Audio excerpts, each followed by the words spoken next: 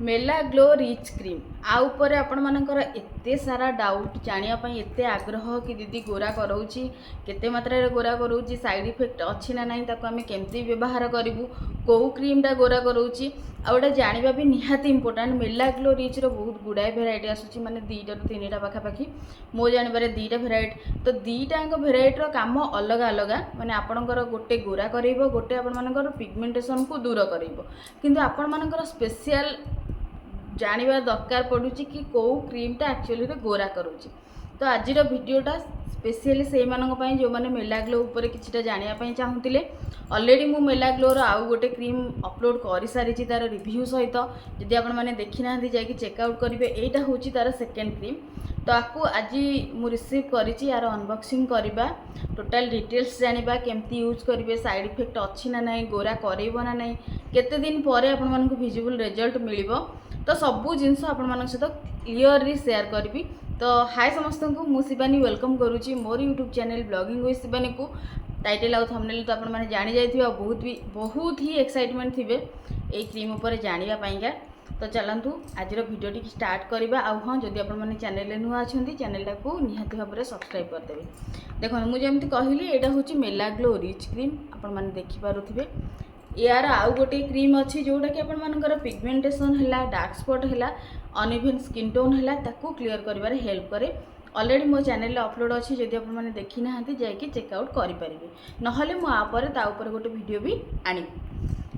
एटा हूँ प्रॉपर जो मैंने स्किन ब्राइटनिंग चाहूँगी फेयरनेस चाहूँगी तले भी मेंशन अच्छी skin brightening and lightning cream जदि आपर कौन कारणवशतः टैन हो जाइए कि स्किन आपण मानकर अधिक मात्रा डल हो जाइए किछि मात्रा आपण माने फेयर करने चाहूँगी ताले मेला ग्लो रिच रो काम होची से आपण मानक स्किन को से ब्राइटनिंग करिवो और लाइटनिंग करिवो। मन रखिबे ए क्रीमटा पूरा टोटाली अलग मेला ग्लो रिच रो जोटा डी पिगमेंटेशन या कौन एमती गोटे अच्छी डार्क स्पॉट क्लियर पाई तो सी अलग ये भी अलग 2टा जाक भेराइटी की चेक करके ऑर्डर करेंगे कहार कौन दरकार से अनुसार आपण माने ऑर्डर को प्लेस करेंगे।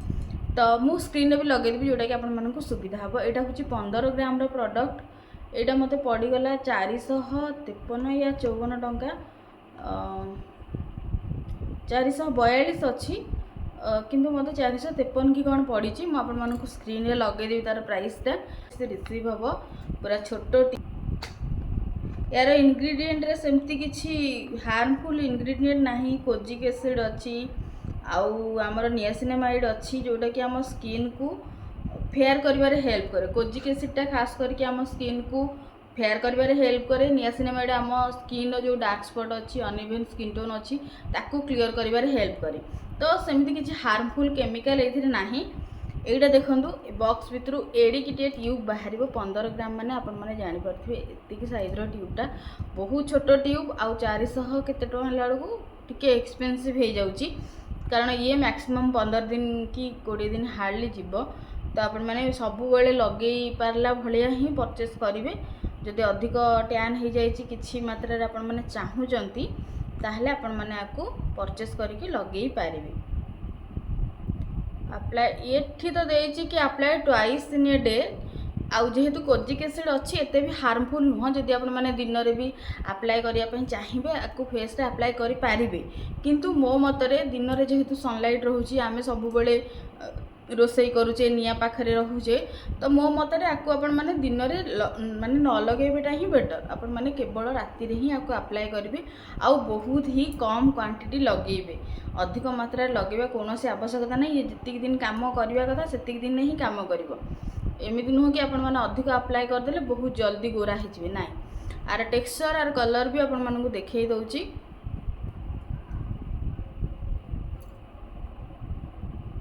पूरा व्हाइट कलर क्रीमटा आसुची आउ बहुत जल्दी भी मते लागुची से स्किन ऑब्जर्व हो जिवो।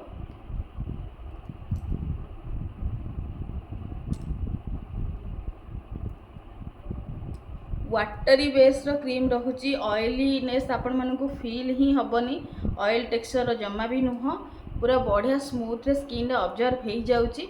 आउ बाकी रहिला ये के दिन भितर रिजल्ट दबो कौन कौन आपण मानकु टिके प्रोटेक्शन रे रहियाकु पड़िबो। देखंतु यार तो काम जो अनुसार अच्छी नियासिनामाइड अच्छी आ कोजिक एसिड अच्छी हाली आपण मानकु विजिबल रिजल्ट 10 ରୁ 15 दिन भितर दबो।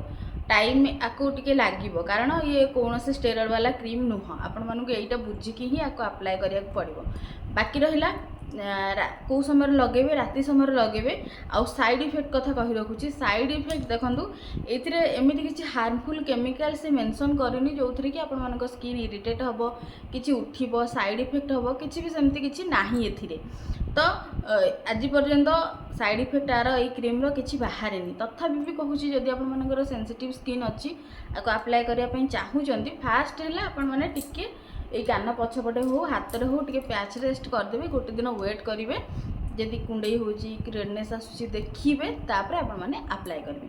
आउ जमीती मु कहली आपको दिन समय जदि आपण मैंने पूरा घरे रोचंती किछि काम करूना ताहले आपण मैंने लगेले चलिबो। किंतु जदि मार्केट जाउचंती कि रोसई करूचंती वर्किंग लेडी अछंती ताहले आपण मैंने दिन समय आपको अवॉइड करेंगे केवल राति समय फेस वॉश करेंगे तापरे आपण मानकु कोनोसी गोटे भल मॉइस्चराइजर अप्लाई करिया को पड़िबो।